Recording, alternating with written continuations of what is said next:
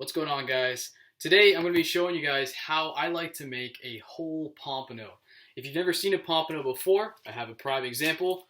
This is one that I caught yesterday. Now, they actually don't come with these score marks. You have to make that yourself, of course. Yesterday I was fishing for sheep's head and I was lucky enough to catch this guy, which was a pleasant surprise because they are amazing. The flesh of this fish is, I think, probably the cleanest of a lot of the fish out there, and it is a highly sought after fish along the Gulf Coast and really all around. Anywhere where there's a lot of crustaceans in the surf, you will find these guys. As you can see, I have cleaned it out, and oh, look at that. I stuffed a paper towel in there just to absorb the moisture.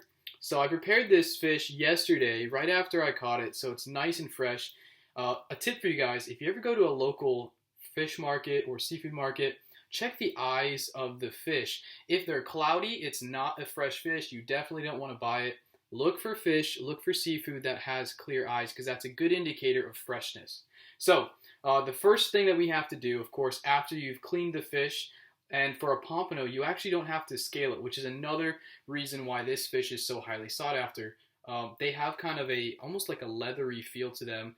It's a really convenient fish, easy to clean, a small gut cavity, and there's a lot of meat on pompano. So a really, really great tasting fish and a very easy fish to make. In my opinion, the best flavor when you're making fish is when you make it whole. And so that is what I'm going to do today. It's just my wife and I eating this, so this one fish will be plenty of food for us. Of course, we got to have rice with it, and I'm also going to make it with vegetables. I'm going to show you a way to cook this fish whole so you're not wasting any of the flavor. You're going to collect all of the flavor in the vegetables. So now that I've scored and dried off this fish, it's perfect. It's ready to be seasoned and cooked.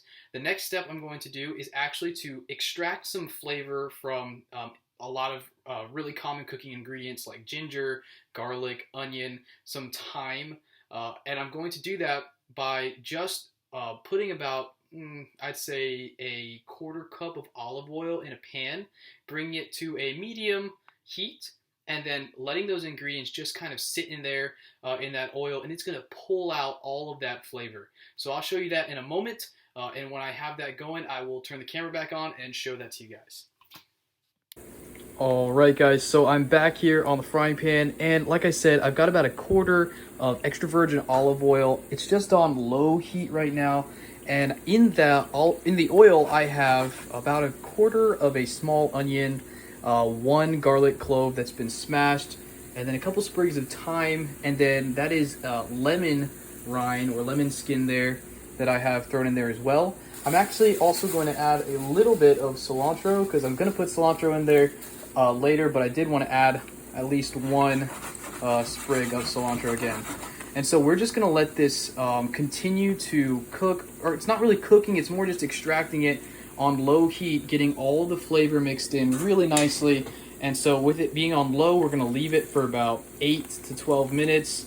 Really what you have to look for is the garlic. If you start seeing that the garlic is getting too dark of a brown color, you want to watch it and be really careful not to overcook the garlic. Everything else can really just be on low for a while, and it's going to really infuse this oil with a really good flavor. And if I had a habanero or jalapeno on hand, I'd also slice, just put some slits in that, smash it, and then put the entire pepper in the oil as well. But since I don't have that, unfortunately, can't add that. So we'll let this cook for a little bit longer, and then I will get back with you guys when we are on to the next step.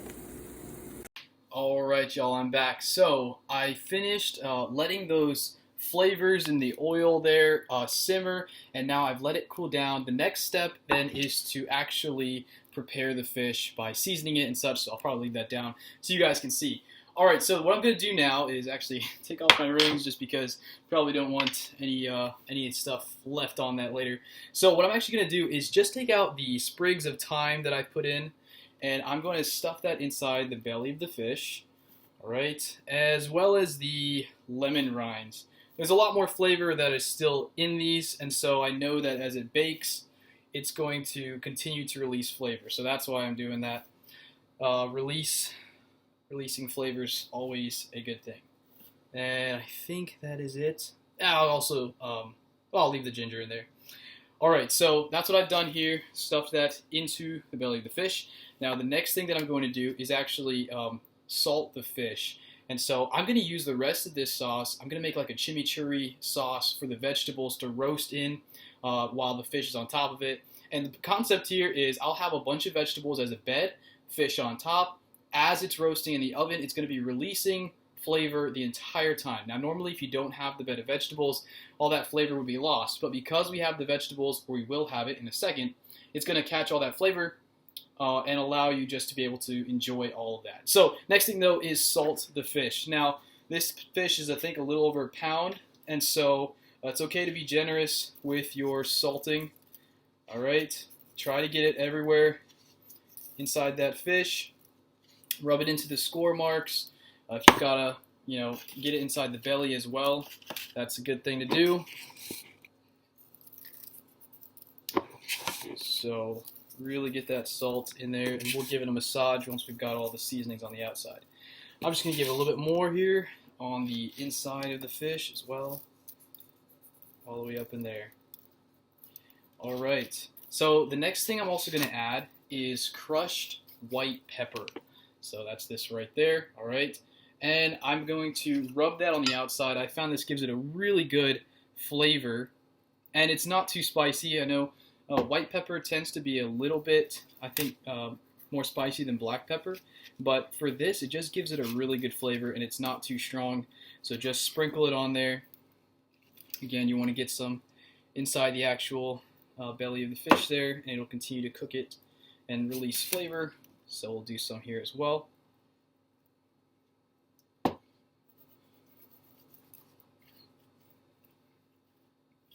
And we are just massaging that fish.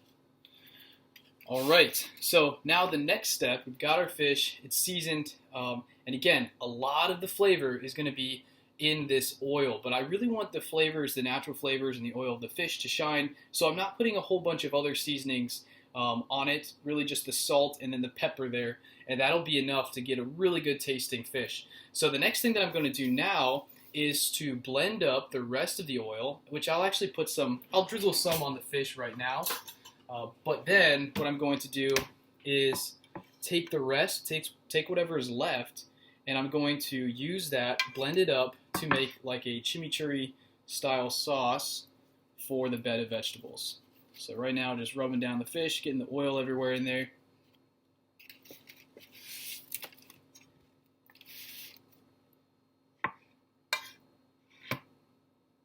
Mr. Sprig of Thyme. Alright, there we go. So, next step, blend up the sauce, and then I'll make our bed of vegetables, and I'll show you how I put that together, and they're going to roast in the oven at about 500 degrees, and being a fish, obviously it's not going to take too long to cook. So, I'll be right with you when I get to that next step. Alright guys, so I just finished seasoning the fish, and I have let it sit for about 10 minutes so that the marinade of the salt and the crushed white pepper, as well as the stuff we tucked up in the belly, can do its magic and start marinating the fish. And so let me show you how to assemble the vegetable bed. Basically what I've got here is just the tray that I'm going to use here, and then put some oil on the bottom of it. Alright, now I've got up some cut bell peppers and onions, and so we're just going to put that on there, and we are going to have the fish actually cook while it's sitting on there. Alright, so if you want to get fancy here, you can kind of mix them in, and there you go. So now you've got a bed of vegetables, and now what we're going to do is first add some salt to this. Okay, so just salt the veggies a bit. Next thing we're going to do is we're going to take those caramelized ingredients, alright? So this is the caramelized ingredients that we roasted in the pan for about 12 minutes. I added some fresh parsley to that. So I'm going to blend this up, and then that's going to be also added to this. Then we'll put the fish on top, and we'll get to cooking. So let me go ahead and blend this up. This is a magic bullet or veggie bullet, and if you don't have one, they're really handy in the kitchen. Alright, so there we go. Let me go ahead and blend it.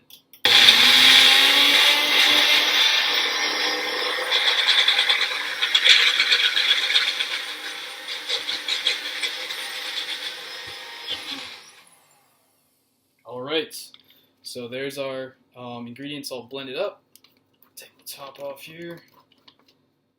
All right, and so you can kind of see already the freshness of this recipe is one of the things that I love. That's what it looks like. Kind of looks like guac, except a little bit different ingredients, right? So here you go. Just putting that on top. Oh man, can you guys smell that though? That smells super fresh, super great. Something about the smell of ginger, garlic, and onion together is always comforting, at least to me. Alright, so I want to get every bit of this out just because I know it's so awesome. There we go. So that's our veggie bed.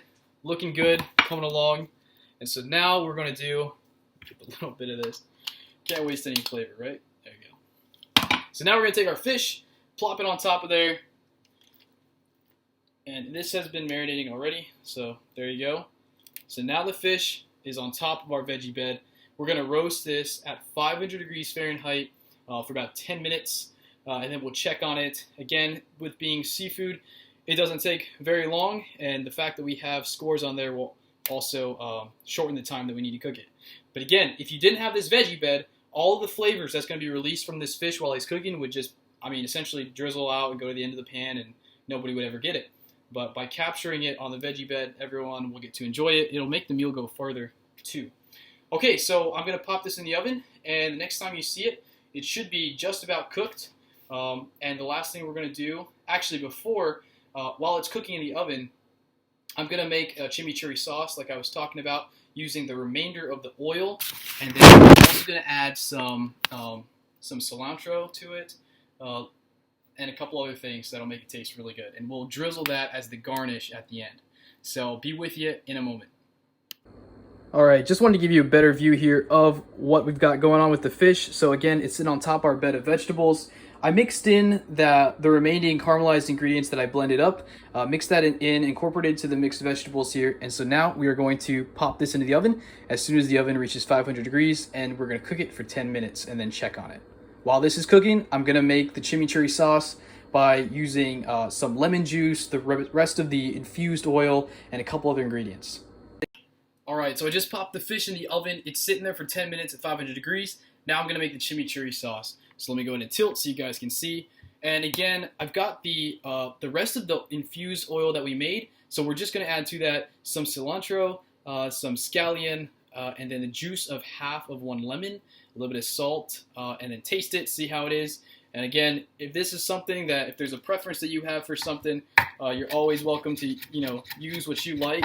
Sometimes, if you want to use cayenne pepper or something to make it a little bit more spicy, you can. I'm just starting to get Brittany to like things that are a little bit more spicy, so she's coming along. But for this, I'm just going to basically make a really basic chimichurri sauce.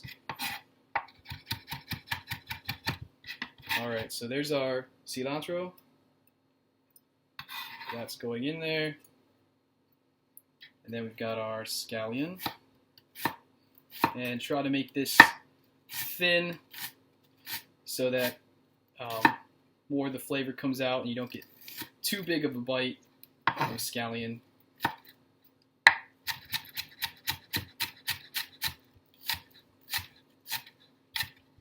And we're losing some.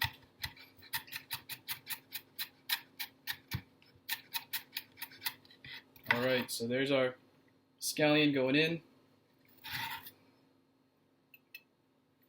So then we're just going to add juice of a lemon here, or half a lemon. Try not to get it in our eyes.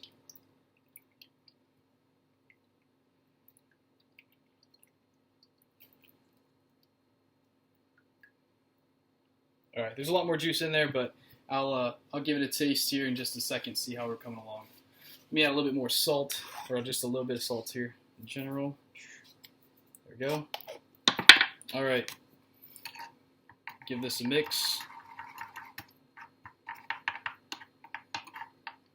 And this is what we've got so far.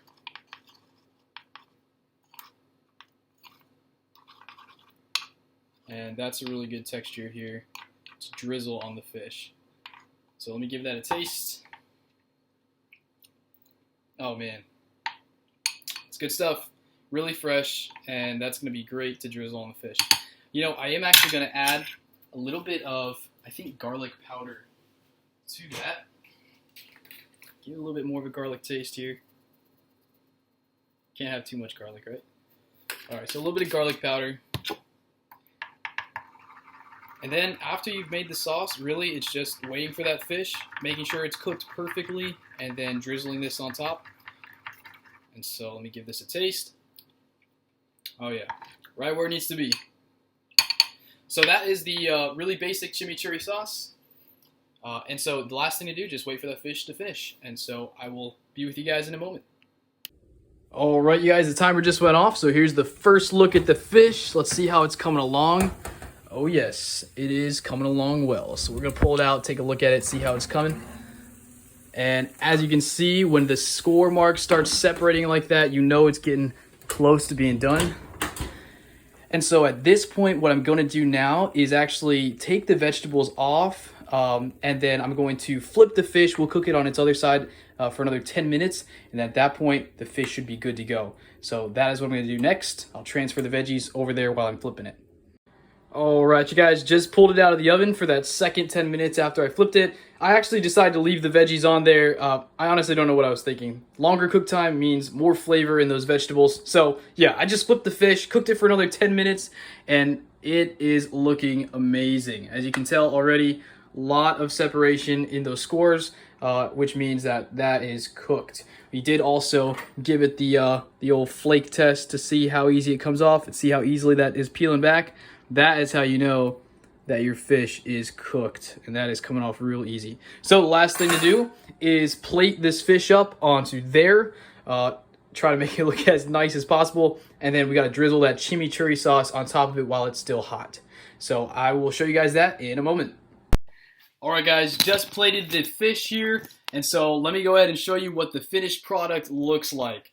Guys, I'm telling you, the smell coming off of this is absolutely amazing. You've got ginger, you've got garlic, onion, cilantro, the lemon, oh man, and then the natural smell of the fish absolutely smells delicious. I can't wait to try it. But before we try that, we've got to take our chimichurri sauce that we made, right? And it's best to do this while it's hot. It just absorbs better. So we are literally just going to drizzle that. Forget drizzle, just dump it on, right? I'm telling you, this is going to be phenomenal. And I will leave a little bit of sauce here for dipping, or if I want some more on my own. And so there you have it, guys. This is the whole roasted pompano on a bed of vegetables. If you've never had a whole roasted fish, I would highly encourage you guys to try it. It is amazing how much flavor is naturally in there. And if you cook it whole like this, the fish does the heavy lifting. You really just have to add salt, pepper, and then you can make an infused oil flavoring. That's my favorite way of doing that. I always think infusing oil and then applying that to your meat or to your protein is the best way to get a lot of that flavor and retain a lot of the taste of whatever meat you're using still. So that is it. And of course, the rice cooker just went off, so I'm excited to get into that. But let me go ahead and use a fork just to give you guys a little sample of what I'll be enjoying tonight. All right, so there you go, flaking right off. Look at that. All right, and by the way, for those of you that are worried about bones, when you cook it this way, you can literally peel the meat right off of the rib cage all the way down the fish, its spinal cord. The meat just flakes right off, and so you can actually separate it from the bones very, very quickly. So let me get a better picture here that shows you guys all the stuff going on in that bite of fish. All right, you can see how flaky and white that is. Please don't drop on my touchpad. And going in for the taste. That is good fish. Okay? So, hope you guys liked that. And I encourage you guys, if you haven't before, go ahead and make yourself a whole roasted pompano.